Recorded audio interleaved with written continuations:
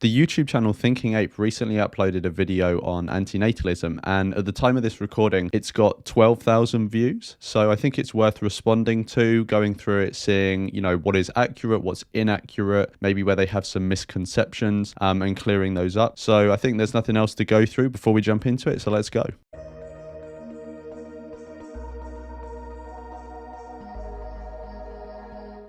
Most antinatalism revolves around the idea of human suffering, and that definitionally, when a person is conceived and is torn forth from the womb of his mother, that definitionally he will experience some suffering as opposed to no suffering in the alternative state of nothingness. Now, of course, it's a bit of a paradox because nothingness isn't really a state, but for the purposes of this discussion, to provide a contrast, it is a state, right? Not really, but it is in this case.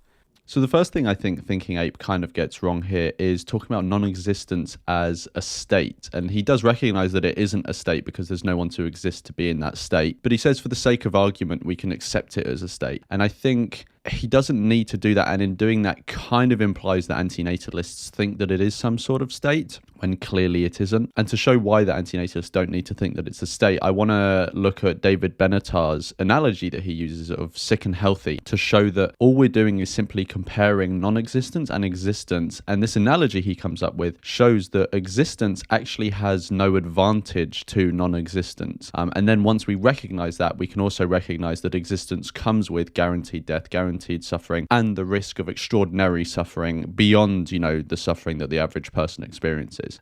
So to go back to that analogy that David Benatar talks about, so you have two characters. You have Sick. So Sick is an individual who gets ill quite regularly, but Sick also has the capacity to recover from this illness very quickly. So clearly, given that Sick gets ill, it's an advantage for Sick to have this capacity for quick recovery. But then you have Healthy. Now, Healthy doesn't have this capacity for quick recovery. And so someone might look at this and be like, oh, well, Healthy, is disadvantaged in that way. But actually, Healthy never gets ill. And so even though Healthy doesn't have this capacity for quick recovery, it's not a disadvantage because Healthy simply has no need for that capacity. And to add on to that, Sick, even though they have this capacity for quick recovery, actually has a disadvantage compared to Healthy because Sick gets ill. And even though they recover quickly, they're still ill for that period. And so that is a disadvantage. So to map this onto antinatalism, Benatar says that, yes, once you exist, it's good that you have the capacity to experience good things and have a quote unquote good life. But this is not an advantage over non-existence because non-existence is simply just empty moral space. And so there is no one in existence to desire or need that happiness or that happy life, those good experiences, however you want to refer to them. And so like the healthy sick analogy and how sick has no advantage over healthy, existence has no advantage over non-existence. And actually, when you exist, you also experience pain, suffering, death, etc., which antinatalists would characterize as a disadvantage over non-existence. Life necessitates some degree of pain and suffering, illness, for example, but does not necessitate some degree of joy or happiness. And so most arguments for antinatalism revolve around that. Now, inasmuch as that is a solid form of argumentation, the antinatalists are right, because nobody can refute the idea that life entails suffering. What do the natalists then say? Well, the natalists say that the antinatalists spend way too much time focusing on suffering, and life isn't just about suffering. And suffering, in some cases, they will argue, is sometimes even good.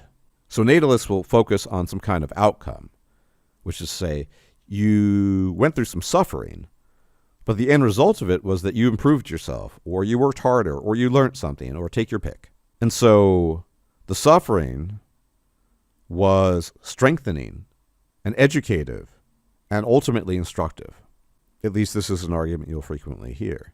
And so inasmuch as suffering is not highlighted as a major point to life, from the natalist side, of course, the arguments from antinatalists are pretty much null and void. If you as an individual don't consider suffering to be an important factor in life that should be either mitigated or avoided, then, yeah, antinatalist arguments hold no water. However, if you do, I think they're more or less rock solid. So I think the next mistake that Thinking-Ape makes here is a couple of things. So first of all, he talks about how people make the argument about instrumental suffering, which is basically like, yeah, suffering is bad, but actually it can have good outcomes, right? I think this is mistaken fundamentally, but also I think it's a bit of a red herring. So first of all, why is it mistaken fundamentally? The fundamental point is that they recognize that suffering is bad, but it can have good outcomes. And so you may be able to stretch it to characterizing some suffering as actually good. So one common example people point to is going to the gym.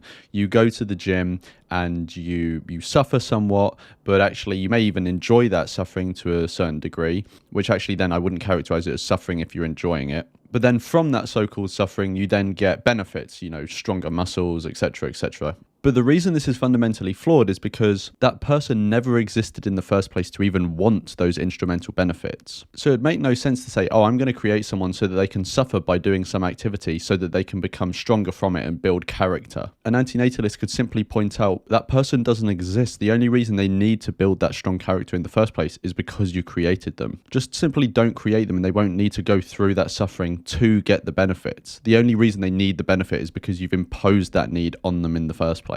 The second thing is, I think once you exist, instrumental suffering is very real. Obviously, I think we all go through it. There are periods of suffering you go through, and sometimes we even consensually go through them. Sometimes they're imposed upon us, right? But if we look around us, much of the suffering, maybe even most, but I'm not sure how it can be quantified, but it seems like much of the suffering around the world is just needless suffering that people are not going to tangibly grow from in any way. It's just suffering for suffering's sake, which is horrible for people to go through, let alone someone impose it on someone else for the only reason that they want to have a kid. Thinking-Ape then says that if you're an individual that doesn't consider suffering to be an important thing in life or a negative thing in life, then this argument becomes null and void. No, it doesn't, because the whole point of antinatalism is that antinatalists are taking issue with one or two people imposing something on someone else. So sure, if you exist already and have a personal view that suffering isn't bad or something like this, then sure, have at it, Hoss, do what you want. The whole point is you're not supposed to be imposing it on someone else, and your personal likes and dislikes, you can't impose that on someone else. And that person simply has no desire to come into existence. They're no interest in coming into existence because they don't exist. And so your personal tolerance for suffering has no bearing on what this person you're going to create is going to, one, have sensitivities for, and two, actually go through. It would be like saying, I don't mind not owning things and people just taking my things, and then saying to someone else, you have to also live by that way. I'm going to impose that on you. And so if I steal from you, if I take from you, well, then it's no problem. Every human being has a limit to the suffering that he can experience, and it varies between individuals. But if you were to imagine, for the sake of this thought experiment, the worst suffering possible, whatever that might be, that your child, which you will have, will suffer the worst form of human suffering possible from the beginning of its life to the end of its life, and that this child will itself have children, and it will transfer this principle of ultimate suffering onto the next generation, and so on and so forth. I, were I a wagering man, would make the claim that even the most self-righteous of natalists would have some serious consideration as to avoid that type of suffering, if only as evidenced by the fact that parents are concerned about the suffering of their children, their discontent, their hurt, their pain, their illness, whatever. I would venture to guess that most parents, if they had the option to choose a lot of suffering, a little bit of suffering, no suffering, versus the worst suffering possible, a lot would go for no suffering, many would go for just a little suffering, very few people would go for a medium range of suffering, a lot of suffering, or the worst suffering possible. So I do think the suffering argument ultimately holds if you push people on it. They will be forced to acknowledge that there's a possible state, at least, of suffering so great that it would not be conscionable to birth children into this world, because the suffering would be guaranteed. It would be absolutely horrific. Now, of course, real life isn't like that, and it's pretty unpredictable, and we don't know the outcomes of our lives, save that we all die in the end. It's difficult to tell in this case, but in many cases, you can make some type of prediction. You can say, well, it seems likely or less likely. Wealthy, happy, content parents are probably going to be able to provide better lives to their children than poor, abusive, and addicted parents. So in reality, the devil is in the details. You cannot really make, save for the argument I just made about a kind of ultimate form of suffering, an axiomatic statement concerning whether or not birthing individuals is good or bad, if only because degrees of suffering are variable, they depend on the individual, and furthermore, our threshold as individuals is highly variable as pertains to suffering. I think one place that he does trip up is talking about how we don't know whether someone is going to experience this extraordinary amount of suffering, and so we can't make any sort of like hard and fast judgments. I think this is somewhat mistaken, because I think even though in some situations you can make like a reasonable sort of guess as to whether this individual that you're going to create is going to have these massive amounts of suffering, and others it's less clear, like if you're in an affluent area with access to the best medical care, etc. But even in those situations where you're in like the best scenario that we have on Earth, there's still a chance, and not an insignificant chance, that the person you create can have just an awful life. And even though there's uncertainty, given that we literally didn't need to create them and they don't exist on any level to want to come into reality, they have no interest in coming here because they simply don't exist, then why would we put them in a situation which they have no interest in being in, even with a small risk of immeasurable suffering?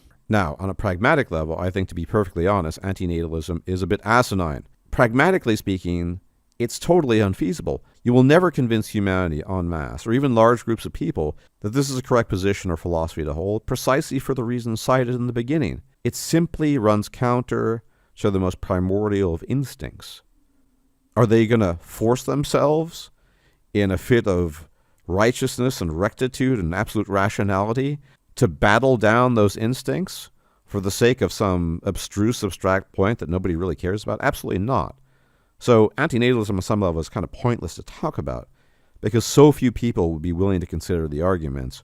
So the final thing I want to comment on about what Thinking-Ape said is his closing remark about how talking about antinatalism is actually ultimately sort of kind of not really worth it, kind of pointless, because we're not going to change people's sort of fundamental desires and behaviors, and so we might as well just sort of give up, I think, is what he's trying to put across. Now, I think this is wrong on at least two levels. There might be other levels as well. The first one is, even if a problem is fundamentally unsurmountable and there's been a sort of Pandora's box opened, it doesn't mean that you just have to like watch it happen. You can sort of try and go around and convince other people to not do what they're doing. And even if you convince a few people, you've still made somewhat of a difference. Even though a small difference and we don't end up actually completely changing the world, you've still made somewhat of a difference. So I don't think it's a reason to just throw up your hands. The other reason I think this is somewhat misled is because he's assuming that what we want to do is go around and convince individual people to change their behaviors. Now, this is what some people may do, but there are many forms of activism that don't rest on this theory of change. There are many other things that people can do to try and have an impact in the world regarding antinatalism that doesn't involve going around and talking to individual people. So two very quick examples are, one, donating to certain charities or organizations that go around and give people access to family planning, because generally people do want control over their reproductive systems, and this generally leads to lower birth rates. And the second one is to lobby the legislature in your country or other countries to change the incentive structures around procreation. So those are just two examples where actually what he says doesn't apply and it would be worthwhile to do. So let me know what you thought of what Thinking-Ape said and my reaction to him, and I'll see you in the next one.